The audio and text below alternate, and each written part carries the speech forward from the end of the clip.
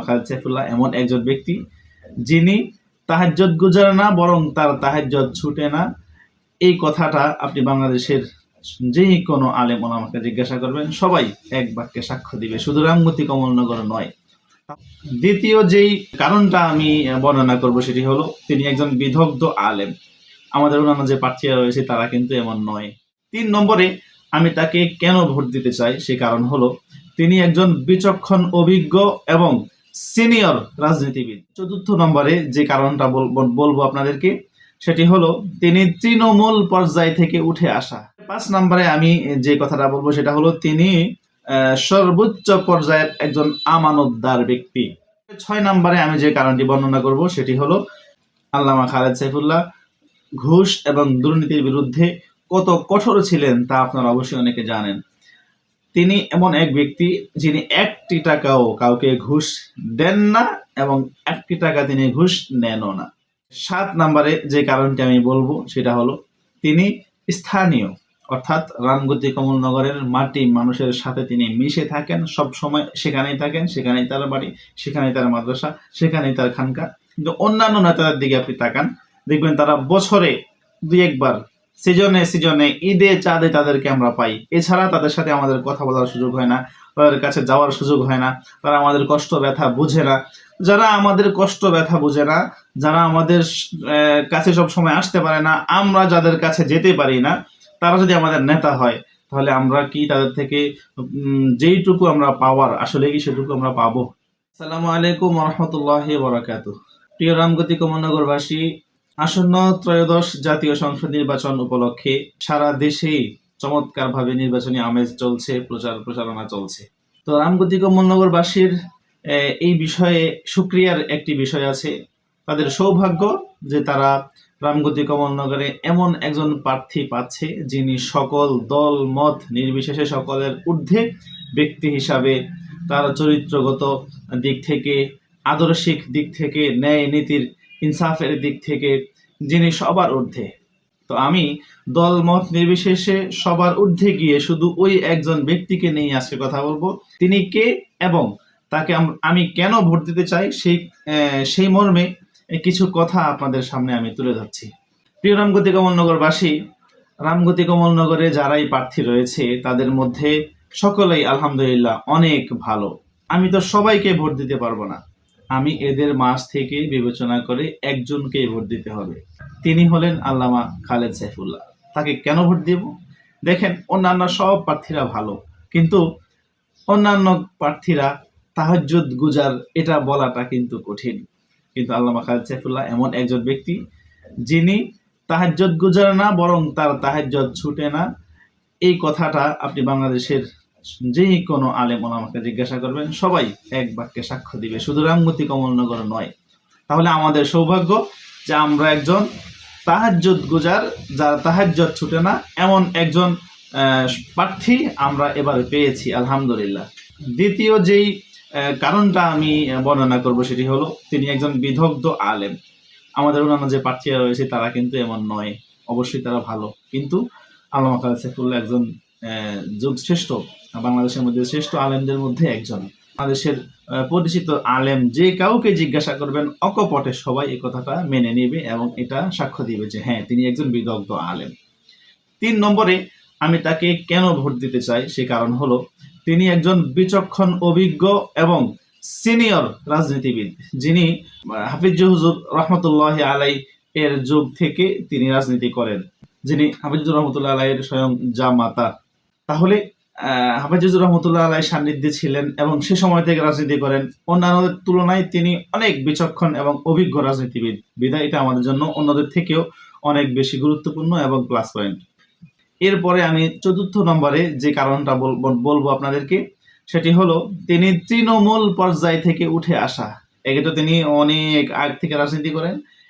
এরপরে তিনি প্রথমে 2 বার ইউনিয়ন চেয়ারম্যান ছিলেন, আপনারা জানেন, আপনারাই তাকে ভোট দিয়েছেন, চেয়ারম্যান করেছেন। এরপরে তিনি আবার উপজেলা চেয়ারম্যান হয়েছেন আপনাদেরই ভোটে। তাহলে তিনি ইউনিয়ন চেয়ারম্যান হওয়ার সময় জনগণের, তৃণমূল পর্যায়ের জনগণের কি চাহিদা, কি কথা, কি ব্যথা, এটা তিনি অন্যদের তুলনায় অবশ্যই অনেক ভালো বোঝেন। এবং উপজেলা চেয়ারম্যান হয়েছেন, সেখানকার সমস্যাগুলিও তিনি বুঝেন এবং ইউনিয়ন পরিষদে কি পরিমাণ বাজেট এবং উপজেলা পরিষদে কি পরিমাণ বাজেট এই সম্পর্কেও তিনি জানেন। এখন যখন তিনি সংসদীয় আসন থেকে বিজয়ী হবেন, তিনি ওই আগের অভিজ্ঞতা নিয়ে কি পরিমাণ বাজেট দেওয়া হয় এবং কি পরিমাণ কাজ হয় তার জবাবদিহি তিনি অনেক ভালো করে নিতে পারবেন। তাহলে এটা আমাদের জন্য অনেক বড় একটা প্লাস পয়েন্ট। প্রিয় ভাইয়েরা, এরপরে 5 নম্বরে আমি যে কথাটা বলবো সেটা হলো তিনি সর্বোচ্চ পর্যায়ের একজন আমানতদার ব্যক্তি, যা অন্যরাও ভালো বলেছি, কিন্তু আল্লামা খালিদ সাইফুল্লাহর আমানতদারিতার কাছে ওরা কিছুই নয়। তিনি, আপনারা জানেন যে করোনার সময় প্রত্যেক বাড়িতে বাড়িতে গিয়ে তিনি খাবার পৌঁছিয়েছেন এবং তার স্লোগান ছিল এটা, রামগতি কমলনগরে যদি উপবাস কেউ থাকে তাহলে সর্বপ্রথম সেই ব্যক্তিটা হব আমি চাই আমি উপবাস থাকার আগে রামগতি কমলনগরে কেউ উপবাস থাকবে না, তার ঘরে আমি খাবার পৌঁছে দিব। এমন একটা স্লোগান দেওয়া, এবং অনেকেই তো স্লোগান দিয়ে থাকে, সেই স্লোগান কতটুকু বাস্তবায়ন হয় তা আপনারাই ভালো জানেন। কিন্তু আল্লামা খালিদ সাইফুল্লাহ সেই স্লোগানকে বাস্তবায়ন করেছেন, আপনারা দেখেছেন। তিনি সাইকেল চালিয়ে রিক্সায় সামনে বসে পিছনে চাল ডাল এগুলো নিয়ে তিনি মানুষের বাড়িতে বাড়িতে পৌঁছিয়েছেন। প্রিয় ভাইয়েরা, সেগুলো দৃশ্যমান এখনো আপনারা নেটে ঘাটাঘাটি করলে অবশ্যই সেগুলো পাবেন। এরপরে দেখেন তিনি ইউনিয়ন চেয়ারম্যান ছিলেন, উপজেলা চেয়ারম্যান ছিলেন, কিন্তু এর মাঝেও তার অর্থনৈতিক অবস্থাটা কেমন, তার কিন্তু অর্থ সম্পদ একটু স্বাভাবিকের তুলনায় বাড়েনি, কারণ তিনি 1 টাকাও দুর্নীতি করেননি। প্রিয় ভাইয়েরা, এমন নিষ্ঠাবান নেতা আপনারা কি অন্য কাউকে চিন্তা করতে পারেন? তাহলে এই যে তার এই বিচক্ষণতা এবং জনগণের প্রতি আন্তরিকতা এবং তার এই যে ন্যায় নীতি ইনসাফের জায়গা, সবকিছু বিবেচনা করলেই তিনি সবার থেকে আলাদা। দেখেন তার এখন যে গাড়িটা রয়েছে, এটা একজনে হাদিয়া দিয়েছে নির্বাচনের প্রচারণার জন্য। তারপরে তার এখন নতুন কোনো গাড়ি বাড়ি কোনো অর্থ সম্পদ কোনো কিছুই তার আগের তুলনায় কি বাড়েনি, কিন্তু তিনি দুইবারের ইউনিয়ন পরিষদের চেয়ারম্যান ছিলেন। 6 নম্বরে যে বিষয়টি আপনাদেরকে বলবো সেটি হলো আল্লামা খালিদ সাইফুল্লাহ ঘুষ এবং দুর্নীতির বিরুদ্ধে কত কঠোর ছিলেন তা আপনারা অবশ্যই অনেকে জানেন। তিনি এমন এক ব্যক্তি যিনি 1টি টাকাও কাউকে ঘুষ দেন না এবং 1টি টাকা তিনি ঘুষ নেনও না। আমি যদি আপনাকে চ্যালেঞ্জ দিয়ে বলি আপনাদেরকে যে আপনারা এমন একটা প্রমাণ দেখান যে আল্লামা খালিদ সাইফুল্লাহ 1টি টাকা ঘুষ নিয়েছে, আশা করি আপনারা কেউ দেখাতে পারবেন না ইনশাআল্লাহ। তাহলে এমন একজন নিষ্ঠাবান নেতা কি অন্য কেউ হতে পারে রামগতিতে? অন্য কোনো প্রার্থী তার মতো তার কাছেও যেতে পারে? এটা কি আপনার মনে হয়? 7 নম্বরে যে কারণটি আমি বলবো সেটা হলো তিনি স্থানীয়, অর্থাৎ রামগতি কমলনগরের মাটি মানুষের সাথে তিনি মিশে থাকেন, সব সময় সেখানেই থাকেন, সেখানেই তার বাড়ি, সেখানেই তার মাদ্রাসা, সেখানেই তার খানকা। কিন্তু অন্যান্য নেতাদের দিকে আপনি তাকান, দেখবেন তারা বছরে 2-1 বার সিজনে ঈদে চাঁদে তাদেরকে আমরা পাই, এছাড়া তাদের সাথে আমাদের কথা বলার সুযোগ হয় না, তাদের কাছে যাওয়ার সুযোগ হয় না, তারা আমাদের কষ্ট ব্যথা বুঝে না।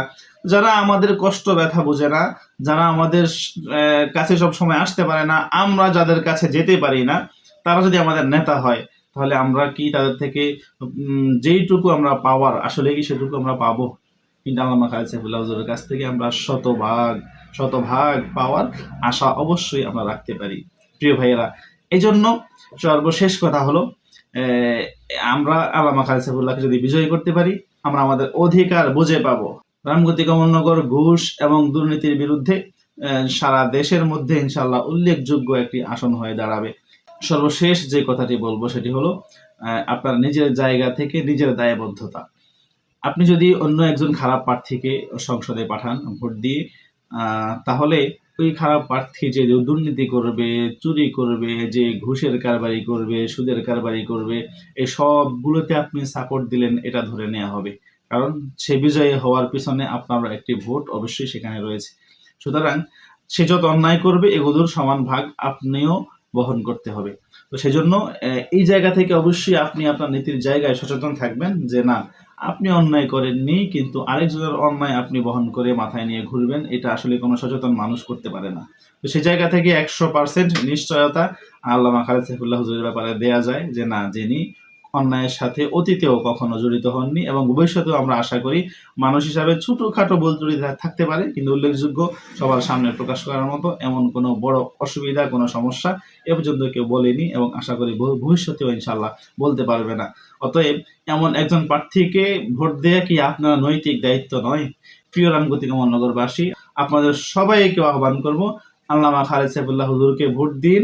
12 তারিখ সারাদিন আল্লামা খালেদ সাইফুল্লাহ হুজুরকে ভোট দিন এবং ন্যায় নীতি ইনসাফের মানদণ্ডে একজন নিষ্ঠাবান মানুষকে আমাদের রামগতি কমলনগরের প্রতিনিধি করে সংসদে পাঠাবেন ইনশাআল্লাহ।